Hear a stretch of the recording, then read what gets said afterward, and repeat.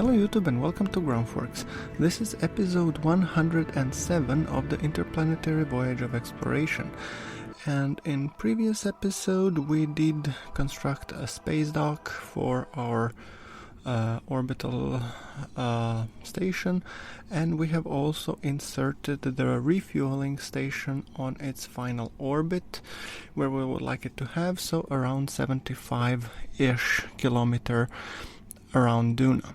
So now it's time to take the fuel tank, the IP fuel tank, and dock it to the orbital station. That's what we will be starting with.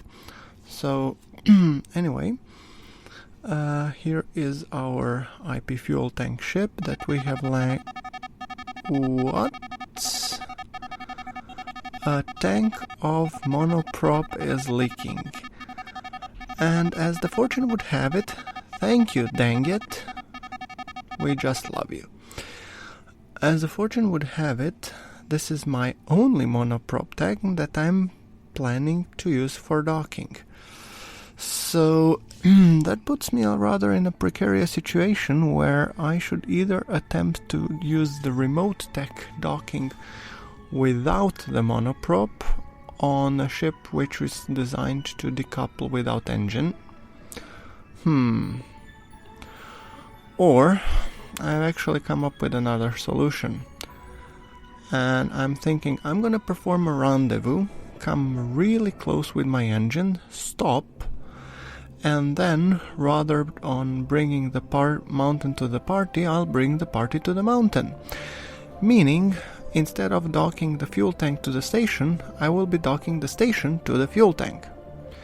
It's a little bit backwards, but I still think since our station is, if I'm recalling, rather symmetric, I think it should work rather nicely, so maybe there's still a way how we can salvage this. Because I really don't want to give up on our refueling station, so that's the plan anyway. So, fixing 14 minutes per second burn, fixing the inclination, and fixing, I think it's the apoapsis. So we have to basically align ourselves with the station, and as soon as we come close to the station we will be ditching the main transfer stage, which has served us well enough. So much for the emergent gameplay magic of the dang it. It just complicated my docking a little bit, but well, what can you do? I mean, that's why I have it in the playthrough, to make it a little less predictable. So, rather than me complaining around, let us see how we can actually do the docking. So, I am setting up a maneuver node to rendezvous with the station, which I think should work beautifully. So, and the wonders of the remote tech is that I can just cue the commands and then execute them. Simple. Okay. Going for another orbit, and okay, let us prepare to execute the planned maneuver. Lining up. Monoprop tanks dry, thank you. And come on, 2 seconds, and it's not a big burn, roughly 60 meters per second, so quite doable, no big deal. And after that one is done, then let's see how we're hanging. Okay, so maybe a little bit tweak could bring them closer together, and perfect. Awesome. Okay, time to set up the close proximity alert, and when we will be coming here, then we will just make sure that we stop. Going for another orbit.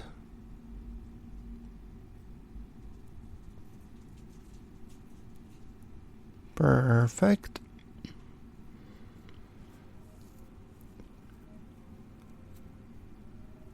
And yeah.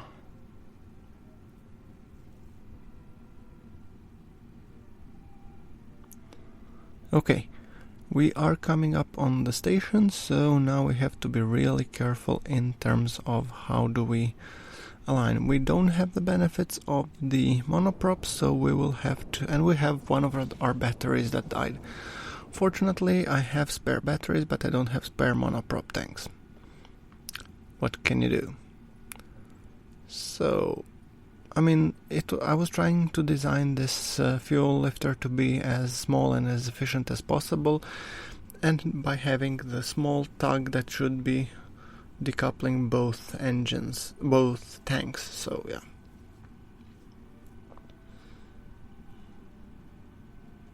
But I guess it doesn't matter, so 2.2 kilometers, we are coming up within the physics range. 1.5, going at around 50 meters per second, which is a bit fast-ish, so I decided to brake to 30 meters per second, and as we are closing up, I'm bleeding off the target relative velocity until we come much closer, and then we will be stopping. Okay, ever so closer. I mean, the closer we get, the less our station needs to burn to actually get docking with this bad boy. So, target 0.5, and we really want to get it roughly to 0.0. Okay, I think that's good enough. Let's stage, and then just turn the tank towards the space station. I hope that this decoupled stage will eventually go a little bit off by the time I get to the station, and the station also has a docked fuel tank, so I'll guess I'll have to ditch that one as well. So much for my plans on having that one with us, but yeah, I'm more inclined to having more liquid fuel and oxidizer because the other fuel I already have. So aligning with the IP fuel tank transporter, and oh crap, I will redock again with this. Yeah, I redock again with this one. Undock, please. And then immediately let us thrust a little bit just to make sure that we get out of this one. We don't need this guy anymore. We are 122 meters out, and we are already well aligned, and as you can see, this station can perform quite nicely, so I think we will be fine when it comes to refueling and docking. So I think we'll do fine. Okay, 90 meters out.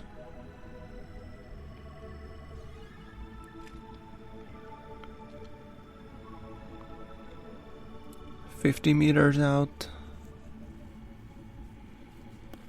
and let us align everything. So far so good. It seems that we are pretty much on the ball to dock with the first two tanks, and here we go.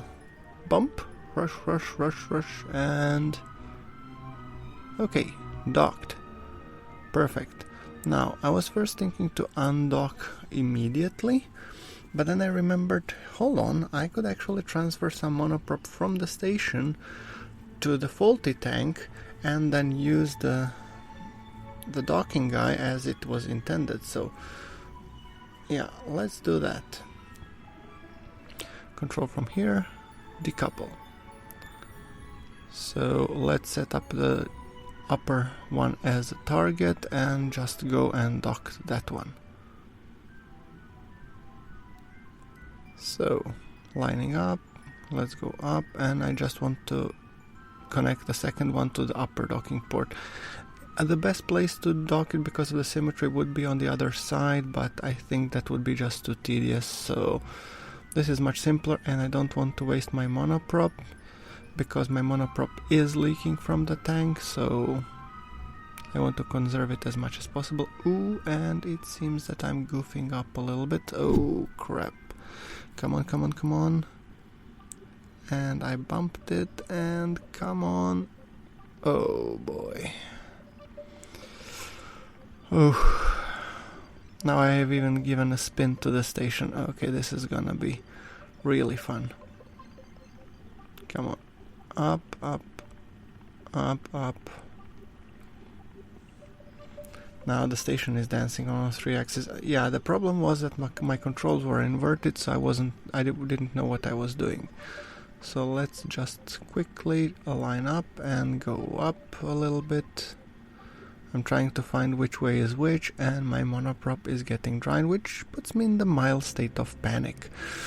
But okay, lining up. At least now we're going in the right direction. Oh, and a little bit time accelerated because I wanted to get away from this a little bit before we line up properly, and now we will be going in for the docking. Coming in ever so carefully and slowly. Lining up, and come on. Bam! Here we go. Awesome. Now, since this guy is the one leaking, I want to transfer everything out of this one, and it seems that it's still leaking, so I have probably drained the wrong tank, so I want to highlight which one is which. Okay, great. At least I have locked the faulty tank, and let's put actually some monoprop in, because I would very much like to deorbit the faulty guy so that we don't have to think about it any longer. Oh, and let's move the station a little bit further away from it. Perfect. And then let's control over to this guy, and yeah, let's deorbit it in a fashion which suits its which gives it a proper send-off. Using the remainder of the monoprop just to push it ever so carefully out of the way and into the atmosphere. Periapse is dropping 17, 16, 15, and we will let it unceremoniously perform the litho-braking maneuver. Accelerating until we get to the re-entry stage and showing it at times acceleration, 3 time physics time acceleration, and I think 3 or 4 real-time acceleration in terms of video editing. So let's see how this sucker glides. Beautiful Ike encounter, monoprop. Yeah, we still have some monoprop which will quickly drain out, and coming in. There's the mountain. Looks kinda hard. And time to impact 40 seconds. 35, 30, 20, 10, 9, 8, 7, 6, 4, 5, 3, 2, 1, bump.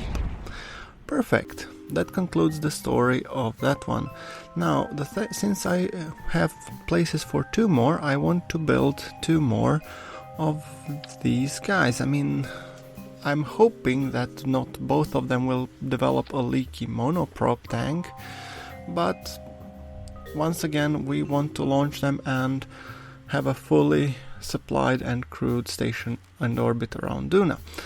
So, with that thing in mind, I am trying now to design this is basically a double fuel tank with a transfer stage to Duna. So what we need to do is we need to enclose it into some casing and make sure that we have a boosting stage that will boost it up to the atmosphere. So 5 meter fairing or 5 meter expanded fairing. I don't think it will cut it, not by a long shot. which means we should start planning in terms of our procedural fairings, which we have graciously unlocked, and pay for good science to actually get them. So let's find first the 3.75 meter stack decoupler, followed by a procedural fairing base. Now there are two types of procedural fairings. One is the conic and another is egg-shaped. I think I'm going to go with the egg-shaped on this one. So let's see, first 5 meters, let's say form factor 3.85, yeah, go to 5. 5 meters, exactly. Perfect. So, auto struts on, auto shape on, nice. And as you can see, we have our fairing, so what we need to do is we need to find the egg shape fairing, conic, egg shaped, yeah. And then flip it around, double symmetry, and let's see how it looks. Yep. Okay. Nice. So, let us put now the rocket or the boosting stage underneath. No, not that one, but the 5 meter one straight from the get-go. We want a big launcher. And I mean, since we have unlocked it, there is no point on not using them. Why? So let us just quickly put in the bigger engine what we have. The huge one, the Griffin, I think. Okay, and that gives us 2.15 thrust to weight on ascent, which is more than decent, but the delta V leaves something to be desired.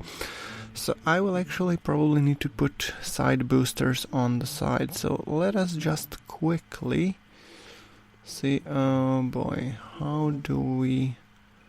I'm thinking of strutting this first. I think I read somewhere that it has auto strutting, but you know, trust but do verify. So let us make a couple of struts to the base just to make sure that the payload is strutted. Yes, it is. Great, and that means that we need to now start thinking about the boosters, obviously. And I plan to use the KW Rocketry liquid boosters that I'm always using, but first let us put the Communotron antenna, because, yeah, we need it for the ascent. It's the only antenna that can withstand the rigors of the ascending to the orbit.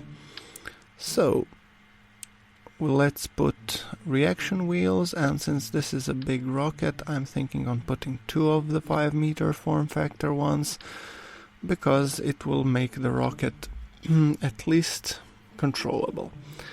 Then we want to be using some RCS tanks, and we have these monoprop tanks which we can put like several of them, just to make sure that we have enough monoprop to actually control the craft on ascent. I think that will be good. And let us put the RCS thrusters. I prefer the small ones. We don't need that many, but well, 10 thrusters up, 10 thrusters down, I think we will do fine. I'm looking at a 5 meter toroidal SAS, but nah, it just feels way too cumbersome. So, another couple of set of thrusters down there, and then we put in some... Where do we have the hydraulic detachment manifolds? And I'm thinking we'll probably need 4 of them. So, because 2 by 2, yeah. Okay, 4. Where are our fuel tanks?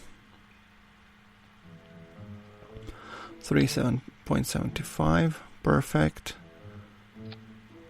Okay, and now we want to be putting the engines below, and I'm thinking these engines, the Rhinos, are perfect for this job. They will provide a decent thrust, and they will also are pretty economical, so I'm thinking that those will do pretty nicely. Then, let's see, hold on, can we put another smaller tank below just to level off the engines? I believe there is a 5-meter tank. Yep. Okay, shall we? One tank coming up, and then the KW rocketry. I think this looks good. I think this will give us what we need. So, now we want to put the fuel lines and the struts, and we will be pretty much calling it a day. I'm not sure if I'll do the testing on this one, but yeah, I think it will be fine. So just fuel lines, and I'm thinking to see if we can put basically all 4 to feed into the main tank, and see what we get the delta V on that. So 3.921.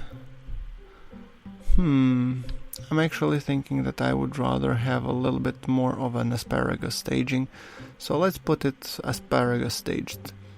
So, meaning these tanks will feed into these tanks, and then these tanks will be feeding into the main stack. So, yeah. Same here. This tank will be feeding into this tank, and then that tank will be feeding into the center tank. Then all we need to do is strut and check our staging, and we should have better thrust to weight and better delta V. So yeah. 1, 2, 3, 4, and just to make sure that the correct fire at the correct time.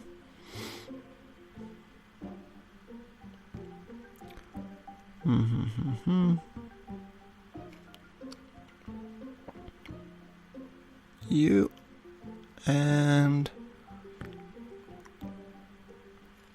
you. Okay, then we replace them, and so outer, inner, and then we have the fairings, and then we have the detachment of the manifold. I think this will be pretty okay. Now let's just strut everything at the bottom, because I do want some rigidity there. We have a total of 3.938, which I think is enough to get us to the orbit, and let's put some fins for stability's sake. Cool. And I think we are pretty much there. So let's just quickly check the center of mass versus center of lift. They are behind, but I'm still a little bit concerned what happens once we ditch the fairing. So let's put something along these lines to put some extra drag at the rear.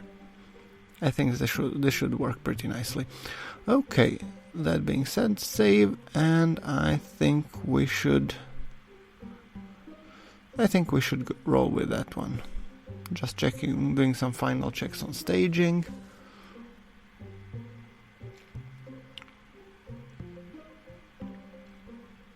Okay, and let's see if we can build this one.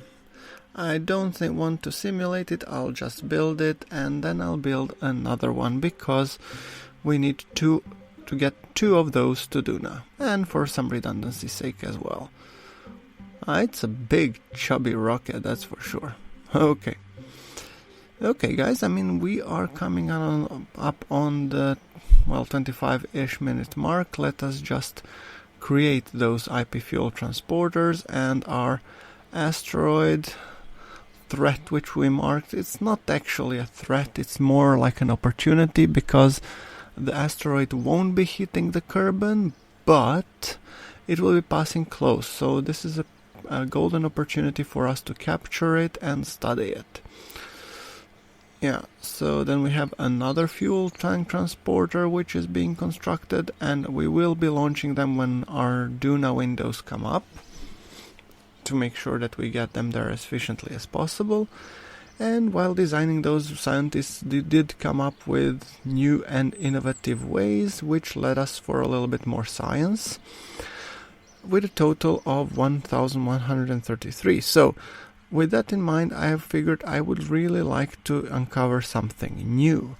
So, and when it comes to new, I thought science-wise. So, I'm thinking to go with either experimental construction or, even more important, off-world science, because this would give us the science labs, and I think I'm going to go with that. See what happens. Or this... No, I think I'm going to go rather with off-world science. And that has unlocked an extraterrestrial assembly and carborundum. Okay, awesome. So we can actually have now advanced carborundum scanner. So, yeah. Anyway, guys, we're coming up on the end of the episode. Please like if you like the episode, hit subscribe button for more KSP content that should be coming soon. And until the next episode, thank you very much, guys, for watching. This is GrunfWorks, signing off.